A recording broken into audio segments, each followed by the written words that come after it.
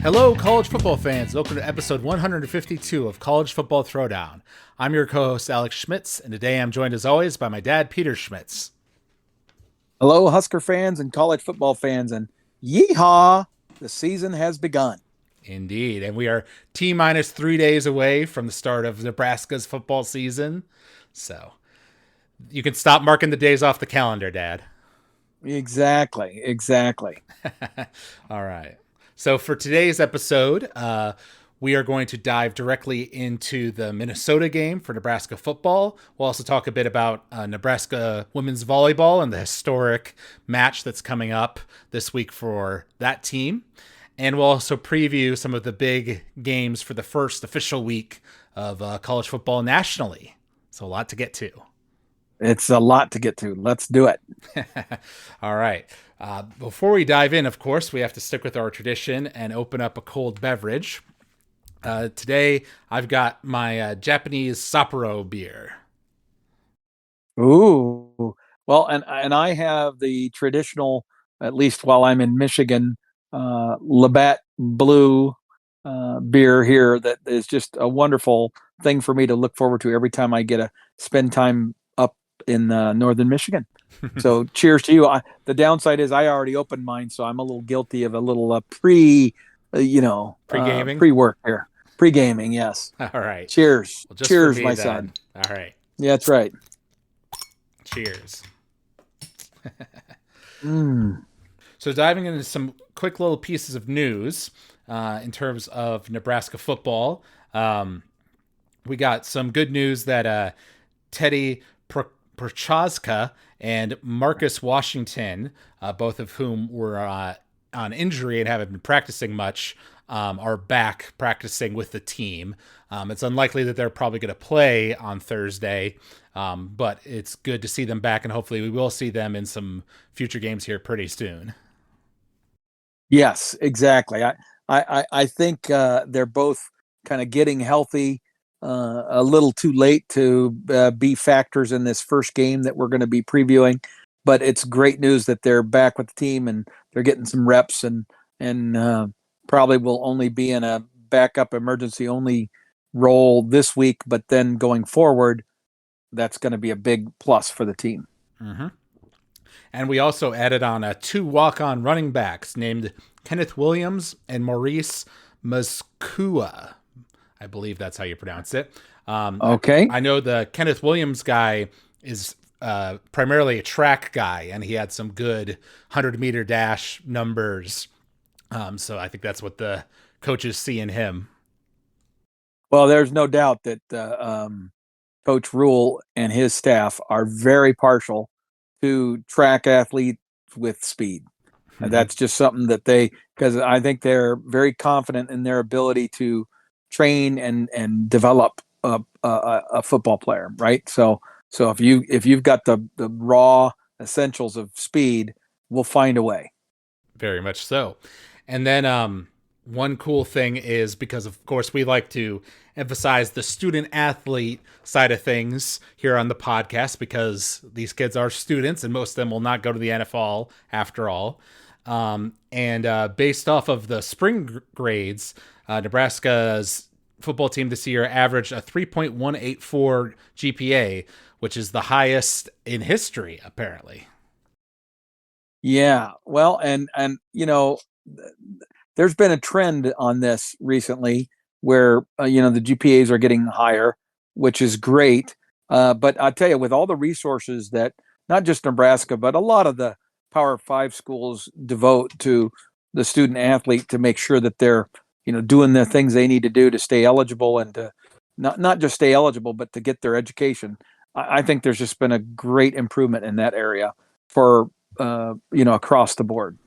Yeah, I saw a comment on the Husker Reddit that said that they did have, I forget if it was a coach or an assistant or somebody, but they had people go into classes to check and make sure that, players were actually there and things of that nature. So sounds like Rule is taking it seriously. Yes, you're right. Yep. And one cool thing, 11 different Huskers on defense received their black shirts today. which is interesting because in certain past history with the team, you didn't get your black shirt until a few games into the season, right? Like you had to earn it on the field, sort of thing. So do Well, you? in recent years, that's true. Yeah. Right. Do you interpret any depth into Rule making the decision to give him before the season starts? Uh, no, I mean, there's a bunch of different ways, obviously, that's been done. But what he just did was, in fact, the most consistent with the way that the defensive coordinators, Monty Kiffin, Charlie McBride, did in the back in the days, right? In the 70s, 80s, and 90s. The black shirts represented the starting unit of Nebraska's defense. And it wasn't something that they got after they performed well enough in the third game or something. They got them before the first game of the year, just like this. So this is more traditional, if you will, than what all the other things that have happened over the last 20 odd years has been.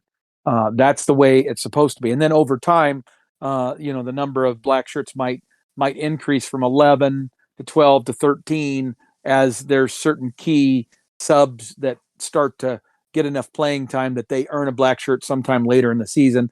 And maybe like a punter, if we had a really, really good punter, for example, they might eventually give him a black shirt because of what he's doing for the defense. Right. Okay. Yeah, that makes sense. And yeah, I know in the past it's been kind of a we suck, so we're not going to give him to you right away sort of thing. Right. So But I like what Matt has done because I think it's more in keeping, and it's not so much you earned it as it is this is the standard.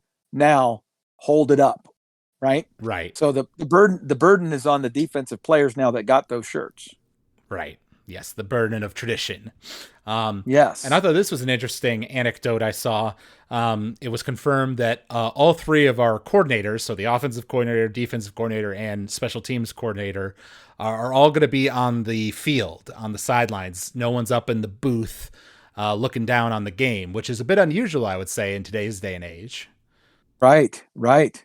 Well, and I'm actually pleased with that. Again, I know that it's very common, especially for offensive coordinators, to be up in the booth. But I've always been a believer that it's better to have your coordinator be down on the field so that they have a feel for the game. They're able to look their players in the eye. They know if they're looking panicked or like confused or whatever, as opposed to the guys being up in the booth. So I'm a big believer in that. And that's about trusting your assistant coaches to be your eyes in the sky, right? Right. Because obviously being up top gives you a little bit of an advantage, but from a visual standpoint. But I think the communications and stuff is way better. So I love that concept. Yeah, I like it too. So we'll see how it progresses throughout the season. But hopefully that pays some dividends for us. And then this is some interesting news in the women's college volleyball world, which we talked about a bit on last week's podcast. But Tyler Hildebrand, who is a former John Cook assistant and the current head coach at Long Beach State University, had to play against number one Texas and beat them in 4 sets in a big upset right in the first week of volleyball. Yeah. Well, it's big on a couple of fronts. Obviously, it's huge when the team that's preseason number one is knocked off. It's not all that.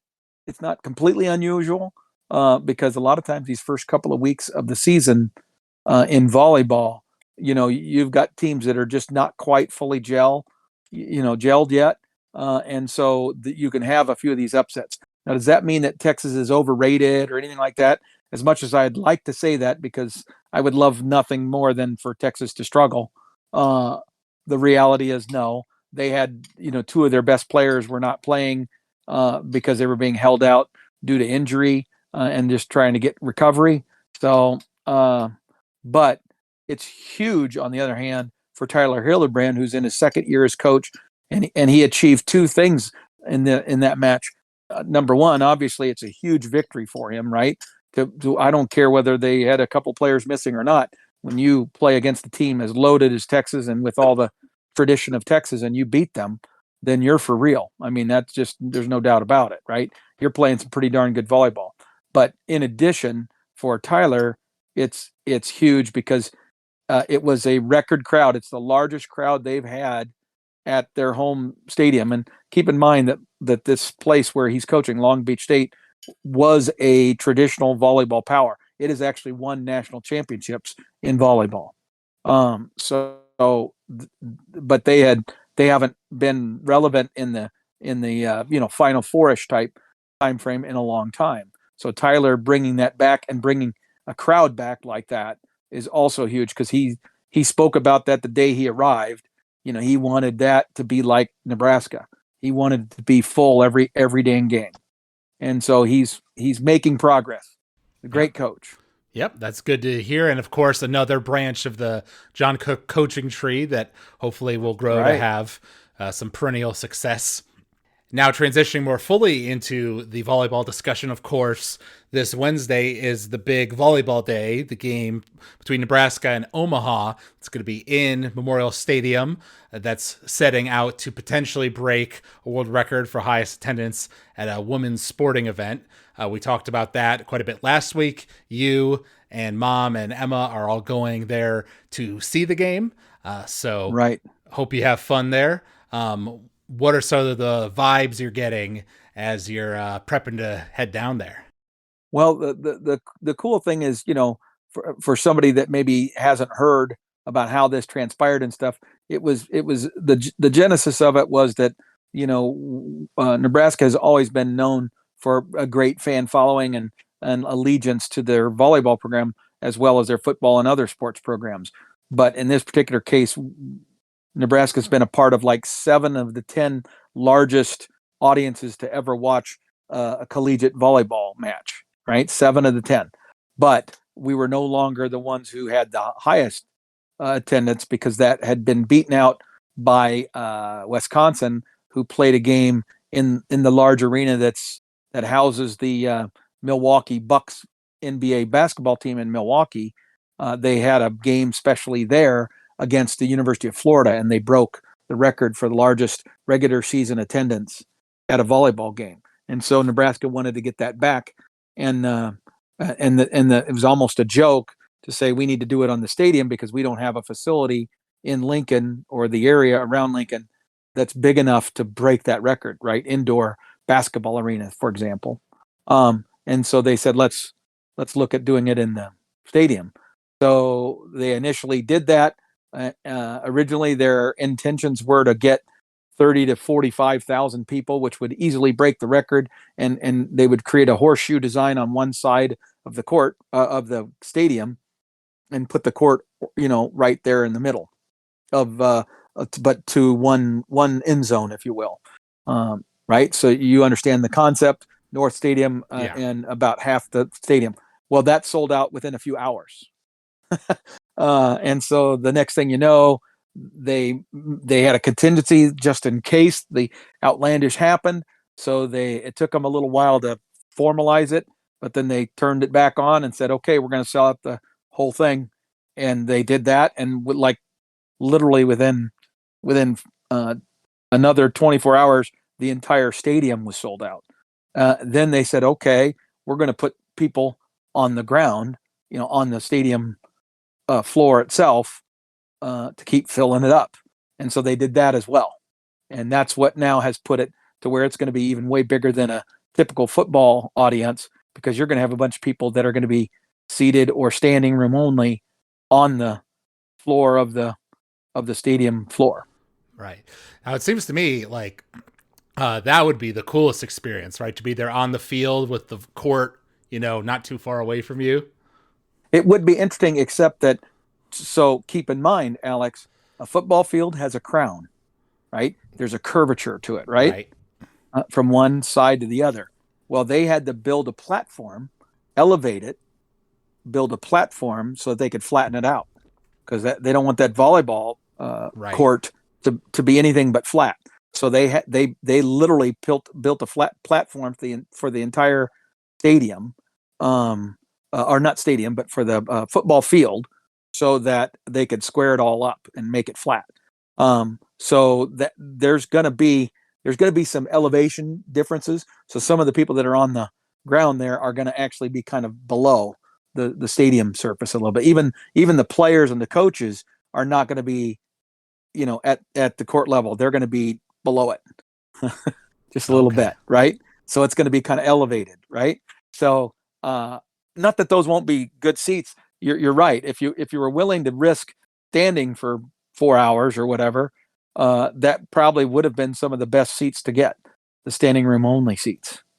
Right. But we didn't. We've got seats. Right. And I suppose one of the questions is, since this is clearly, even if we don't break the world record, which, like I said last week, was like 90,000 something, I think. If we don't break the world record, this is still a hugely successful event for the women's volleyball program. Do you think that they might make it like a annual thing? Obviously it's a lot of work to set this up in the football stadium, and you got to do it when it's an away game, right? When the football team isn't playing there. But do you think they might do it more often? Well, it wouldn't surprise me if they do it with some regularity. I don't know if it's an every year thing, but I mean, they've invested in all the structures to flatten out that field, right? And do all these accommodations. So if this ends up being a success and they don't have to cancel it due to weather or something like that, which is obviously still a possibility, I would say yes. And I don't think it's just going to be Nebraska, because I think there's going to be a bunch of schools are going to look at it that, even though this is in the middle of the week, so it creates all kinds of logistical nightmares, and they've had to rent 50 buses, and they've created all these temporary parking locations throughout the city of Lincoln, so people will not drive to the stadium because there's not enough parking. It's not a weekend, right? There's a bunch of regular work activity going on there, so they want people to park at these remote sites and ride in by bus. So they've done all kinds of logistical stuff. But at the end of the day, you've sold 91,000 tickets at an average, I don't know, somewhere between 25 and $50 probably, right? Times 90,000 people. Plus, you're going to have concessions, for that enormous group. You're going to have, including alcoholic beverages, they've approved for this particular event that they're going to sell beer in the stadium. They don't even do that for the football games.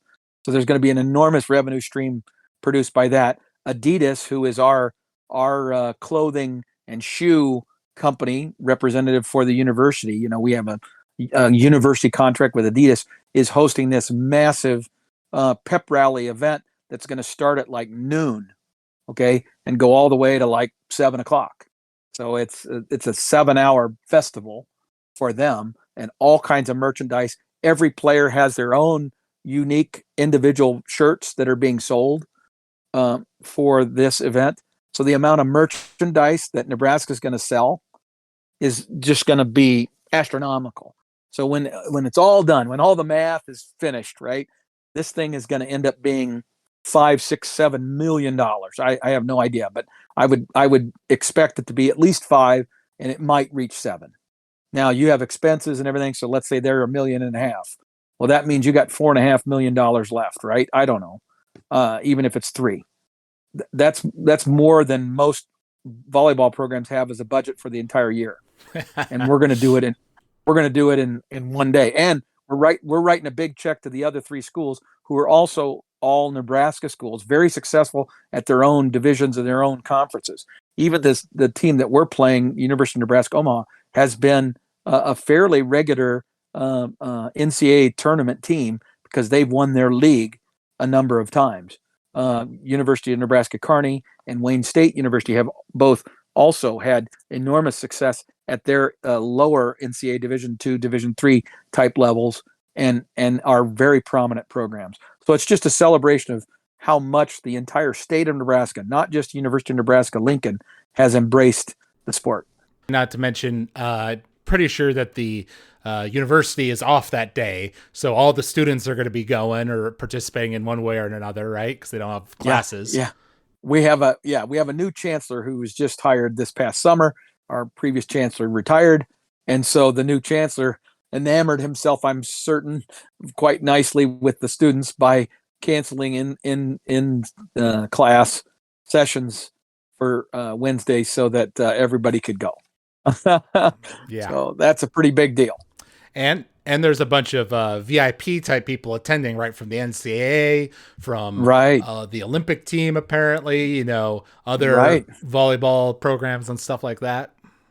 Well, and Coach John Cook has spoken about the fact that with our current arena always sold out, they weren't able to accommodate inviting multiple alumni groups, alumni seasons back at the same time. Like if they were going to invite a particular year's team back, they needed to invite that team and that team only because they don't have enough seats and accommodations for multiple teams. Well, because of this event, they were able to basically open the floodgates and say, hey, all past alumni, you guys want to come?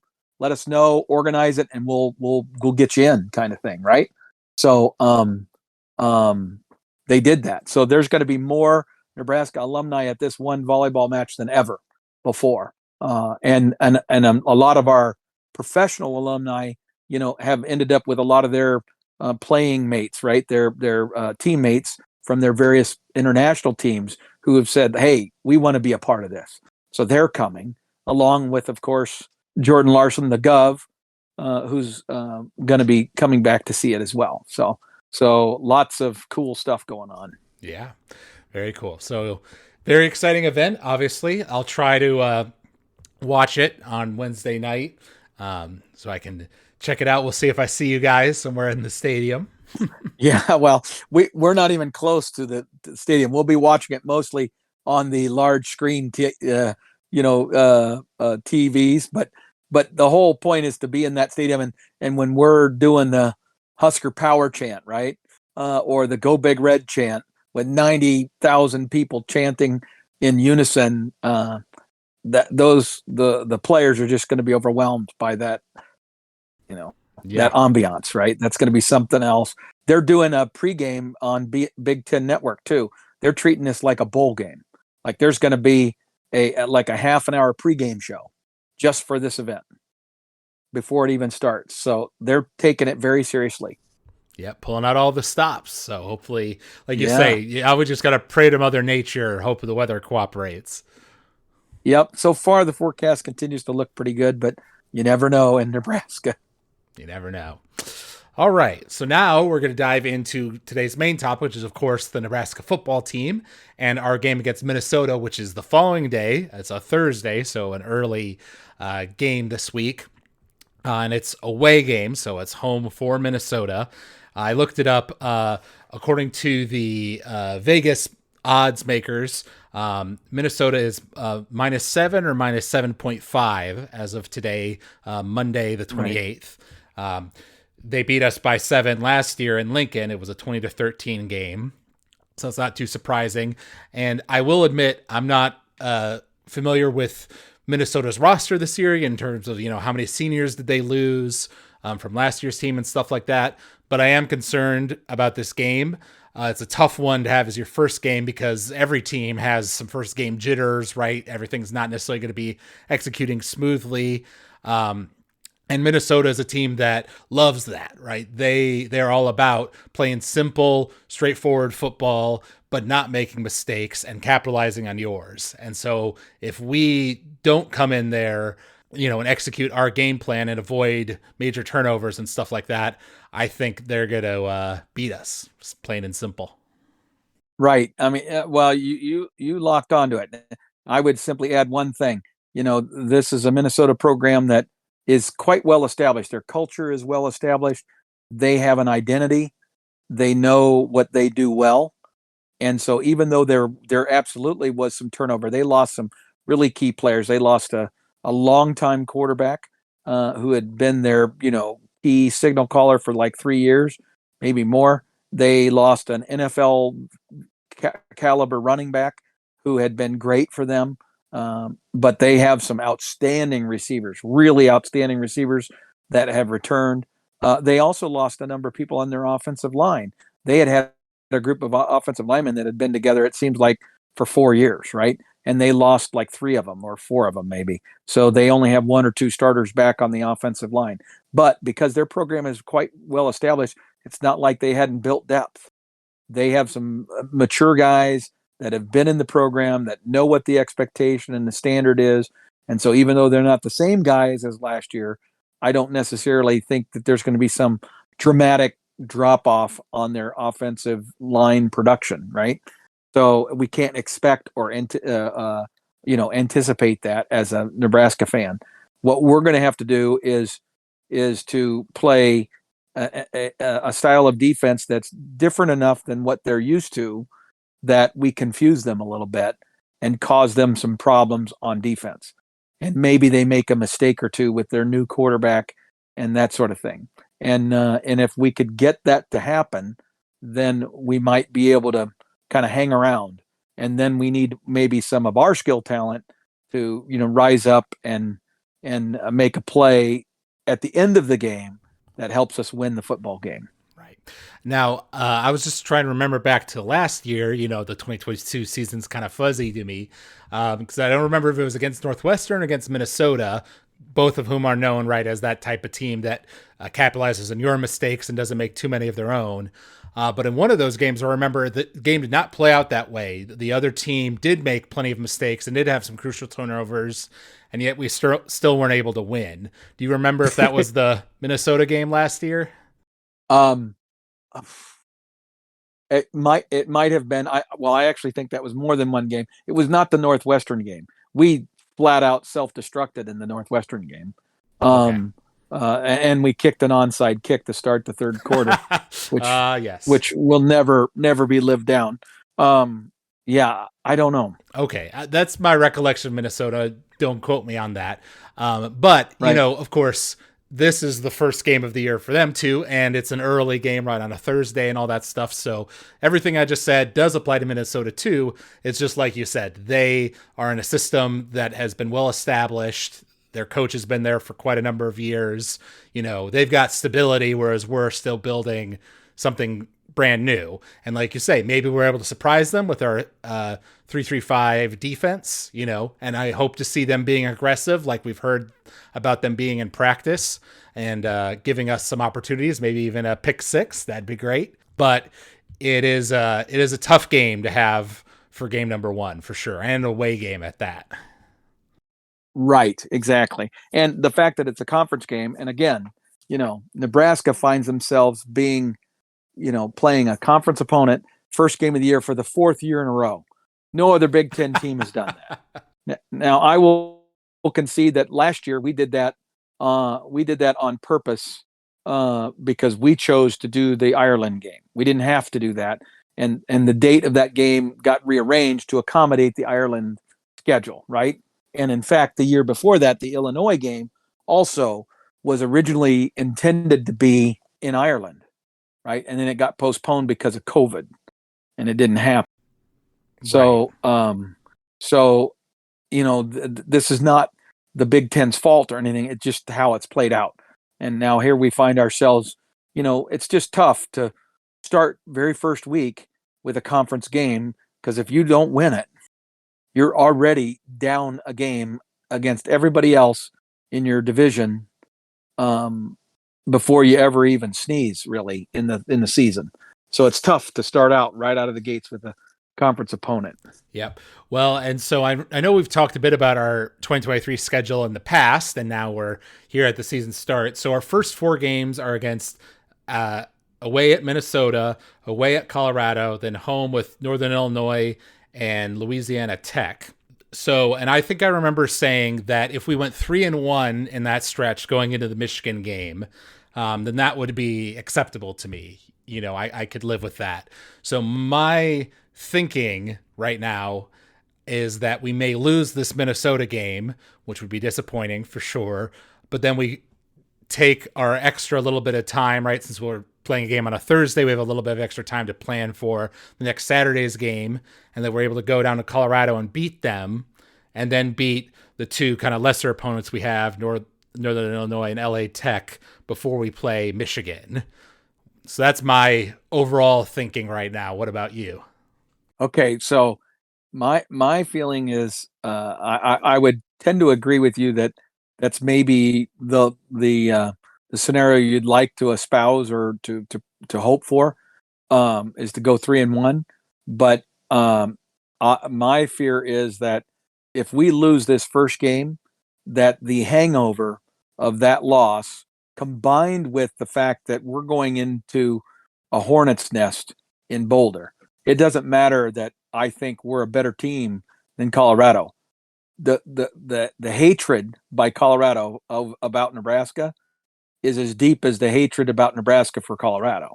So, um, and I have a feeling that Colorado, even if they lose to TCU, as long as they don't get blown out, they're going to view that game as a success, because the current national perspective or perception of TCU is that they're one of the premier programs in the country because they played for the national championship last year.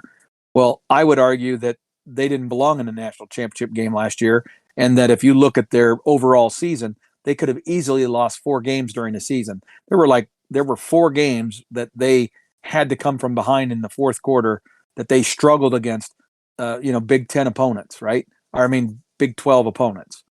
And so I think people are overestimating what TCU is as a program and their ability to duplicate what they had last year, especially since they lost their quarterback. So TCU is way overranked.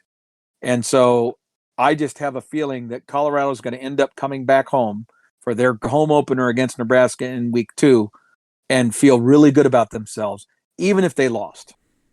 Mm-hmm. Okay. So I really think that if we lose to Minnesota, we're losing to Colorado. I hate to say it, but that's kind of the perception of how I see this playing out psychologically with all the teams and everything involved. And there's not enough of a disparity in our talent versus Colorado's talent to say, oh no, we're going to overcome that.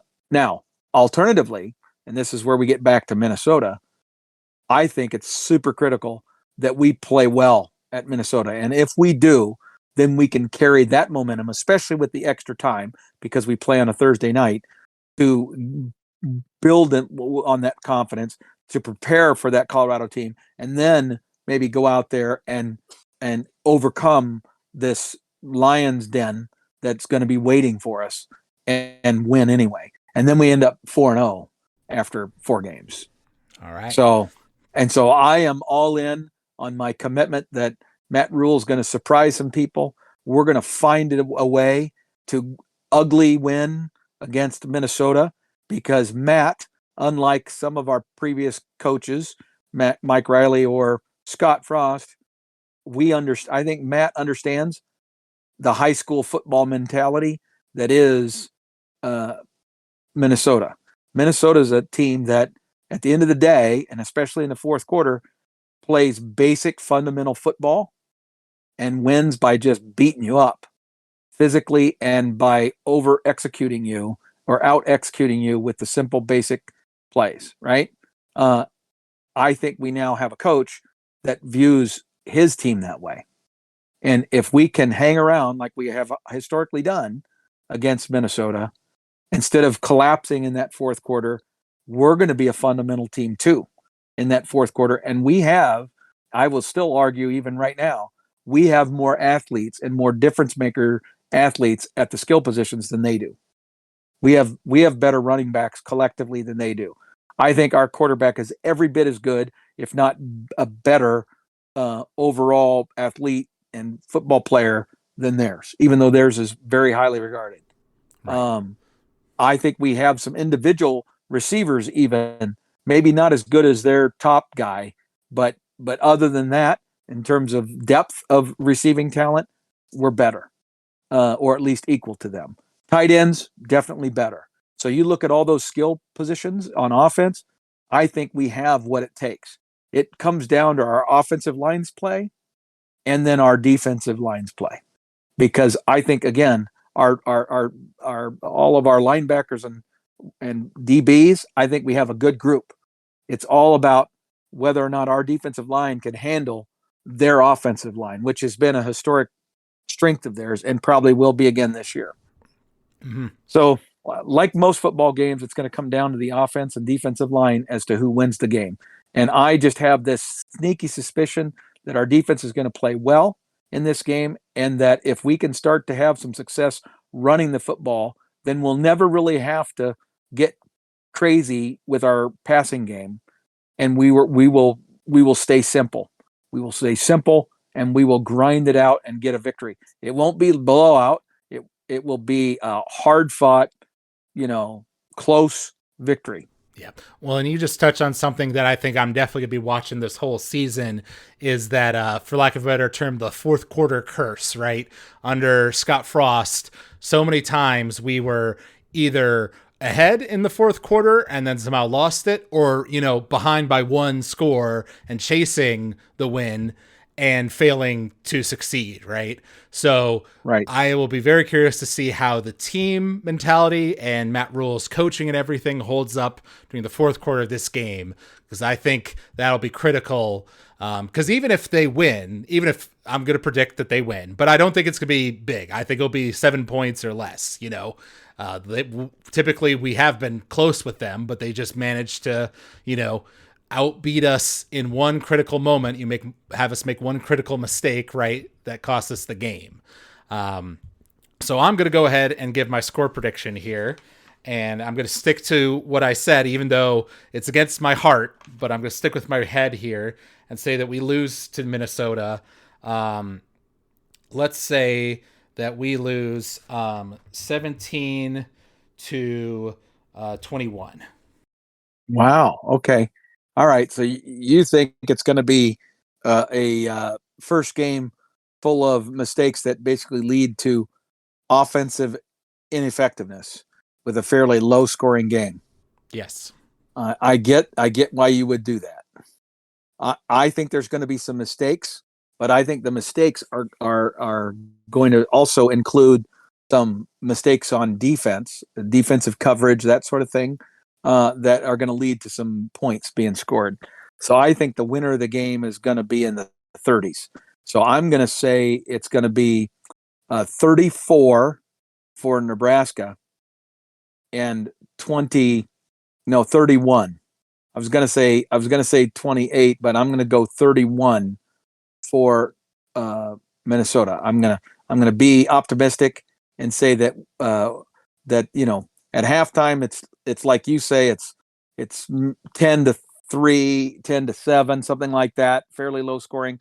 But then in the third and fourth quarter, some mistakes happen defensively, or we're able to take advantage of some things, or they're able to take advantage of some things from us, and all of a sudden neither team can stop the other, and it ends up being a score fest in that third and fourth quarter, and we come out on top because we make one more play than they do.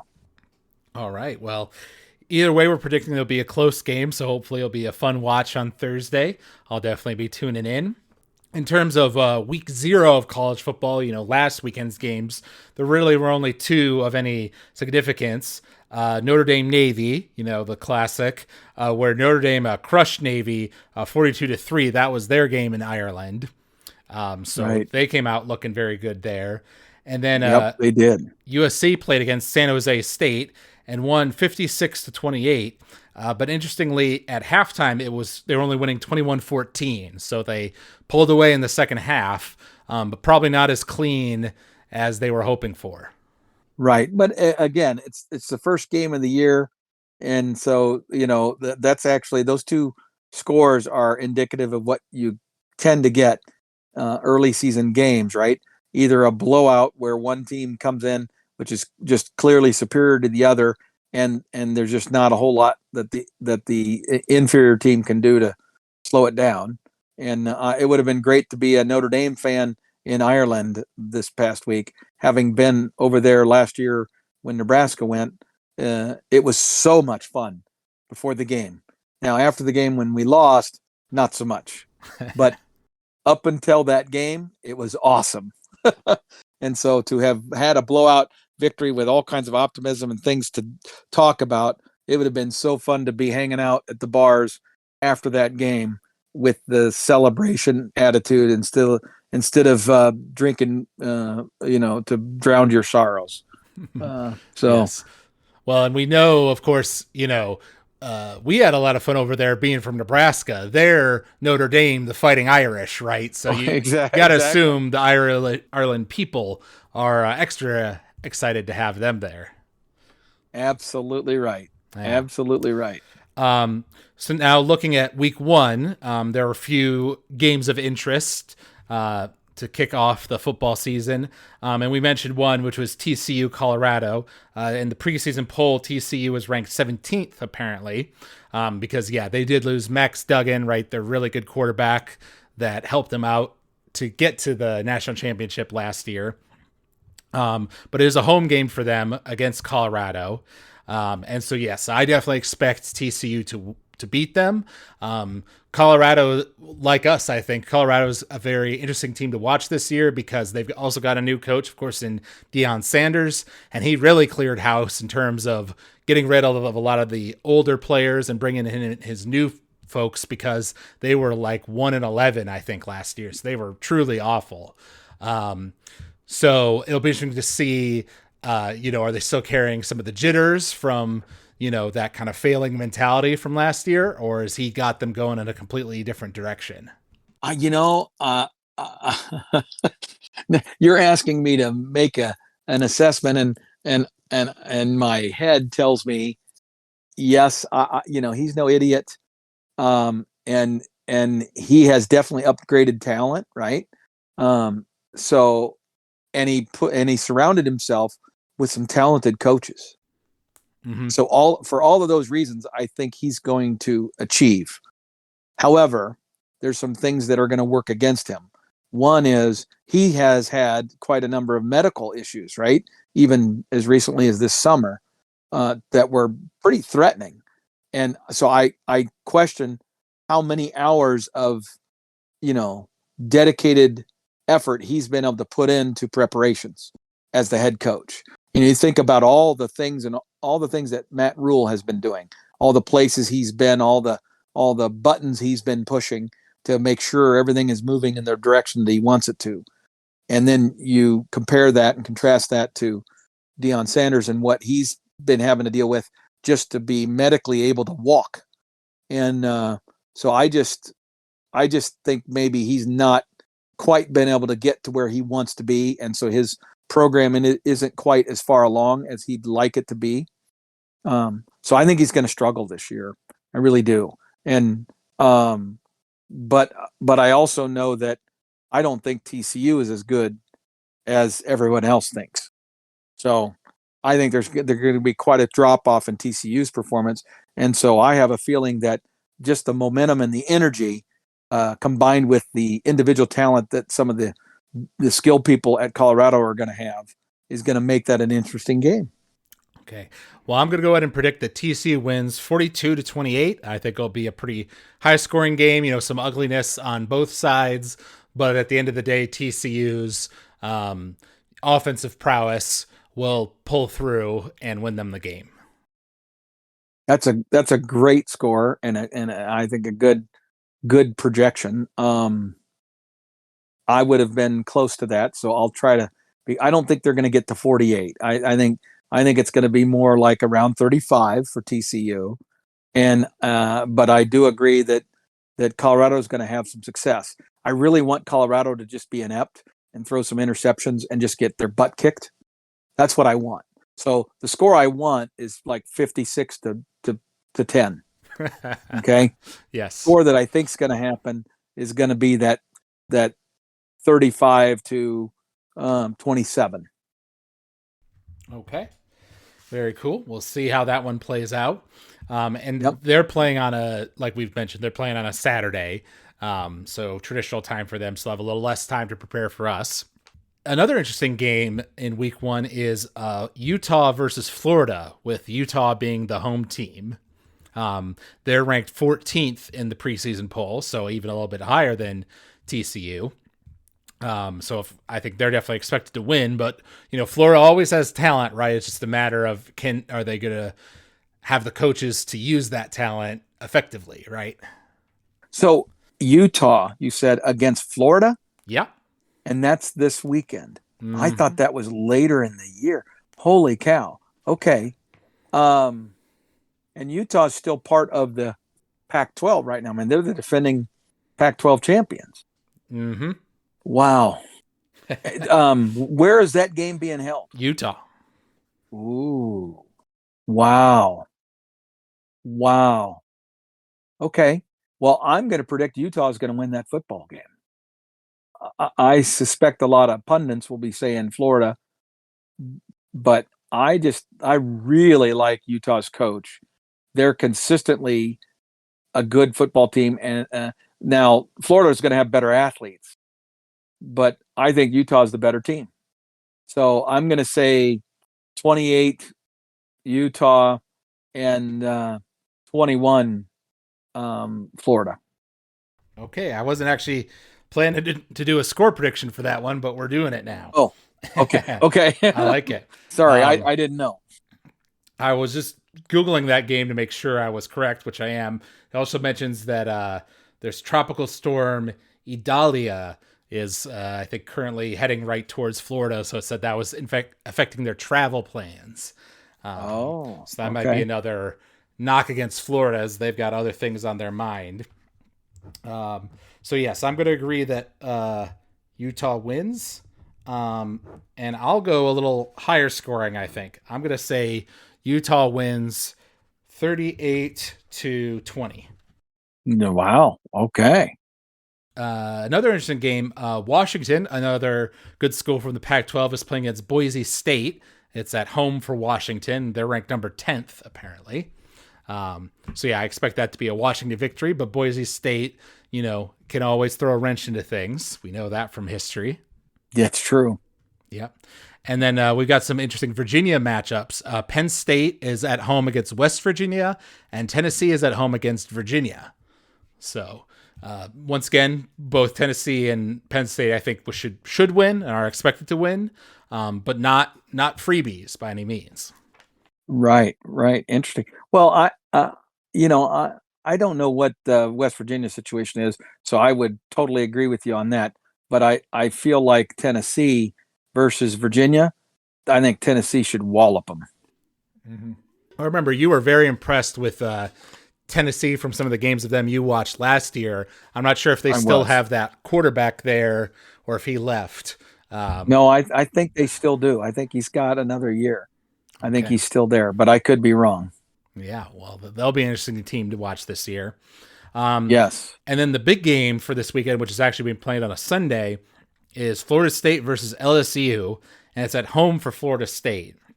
That's number 5 LSU versus number 8 FSU, so we got a top 10 matchup here in week 1. And I think having the game be at Florida for FSU is interesting, and actually I haven't looked it up, but I wonder if that tropical storm might affect that game, if it's heading that region or not. So we'll have to see on that. But I think I would still give the edge to LSU there. Yeah, if they play that game. I agree. They may not be able to do that, or they're certainly going to have some major contingencies. I'm going to say LSU is going to win that game too. I think probably the storm is going to be on the minds of a lot of those FSU players, their homes, their parents, whatever, right? So there's going to be a lot of distraction for the Florida State team, given the weather distraction, and LSU is a very talented team to begin with. So even though Florida State is expected to do very well this year, I think LSU takes the victory. Yeah, it looks like the storm is expected to hit on Wednesday, just from a quick Google. So it's not going to be on the game day, it seems like. Right. Okay. But yeah, I'm going to predict that LSU wins as well. But I think it'll be a close game. I think it'll be a good game. So I'll say that LSU wins 35-28. Okay. And I'm going to say that it might be a little higher scoring in this case because it's LSU. So let's go 42-35. Okay, both of us saying it'll be by about a touchdown, 7-point game. Yep. Okay. Yep. So those are the big games for week 1. So we're getting back into the groove here. We'll see how our predictions fare this year. And obviously, we're excited to dive back into the world of Nebraska football. We're obviously crossing our fingers, hoping that Matt Rule has got this turned around. There's lots of good signs coming out of his mentality, what he's been saying to the media, all that sort of stuff. But my mind does go back to that spring game, right? Which was had some bright spots on the defense, but in terms of offense was very ugly, very turnover prone. And until I see proof on the field that those kinks have been worked out, that's going to be occupying my mind, I think. Well, and you're a realist. I like that about you. I want so desperately for us to be good that I tend to ignore the reality. And I am drinking the Roulade, as they say. But I just have I'm hopeful that our new coordinator, our new offensive coordinator, is smart enough to play to our strengths and keep it simple. I really, really want him to do that. Even if we don't have immediate success, that the concept that you can be patient and grind away a little bit, especially with our big running back. I mean, if Irvin, Gabe Irvin, that guy's a stud, right? He's a physical, punishing dude. Let's use him. Let's use him and see if we can then maybe splash a little, what is his name? Ramir, that's it. Ramir in there in the fourth quarter and have his explosive speed, take it to the house, because we've been pounding away for the first three quarters. That would be a beautiful thing to see. Yeah. I also like how you mentioned, I love that you're a realist, because I can definitely remember in some past podcasts you being like, I love your optimism. When I would say that we were going to win, even though it looked like we were going to lose. Lose, right. Well, because you are often optimistic, but I like the fact that you have taken an approach of, nope, gotta show me. You've got the show me attitude, and you're probably being wise. So yes. Yep. I mean, at the end of the day, we still have a lot of the same players from last year, right? The team that, only got to 4 wins, and admittedly, right, we saw the talent on the field, right, in a lot of situations, and it was, inopportune turnovers or strange coaching decisions at crucial moments or whatever, that made us lose a lot of games by less than 7 points. So all these teams under Scott Frost and even under Mike Riley before him, right, lost games narrowly, were close to turning it around, but just never could. So is Matt Rule the secret sauce that finally lets us do that? Let's hope so. Exactly. Well, and it's really not just him, but his coordinators as well. What kind of choices are they going to make? And we'll see. It's exciting that it's finally here. We don't have to wait much longer. That's right. So if you out there enjoyed listening to this podcast, you can email us at huskerpete13@gmail.com. You can also reach out to us on Apple Podcasts or Spotify. You can listen to the podcast there. Leave us a rating or review. We always love hearing from the fans. You can leave us a comment and we'll read it out on the air. So thank you all for listening, and thank you, Dad, for joining me. I wish you a safe drive down to Lincoln, Nebraska. And until next time, go Big Red. Go Big Red.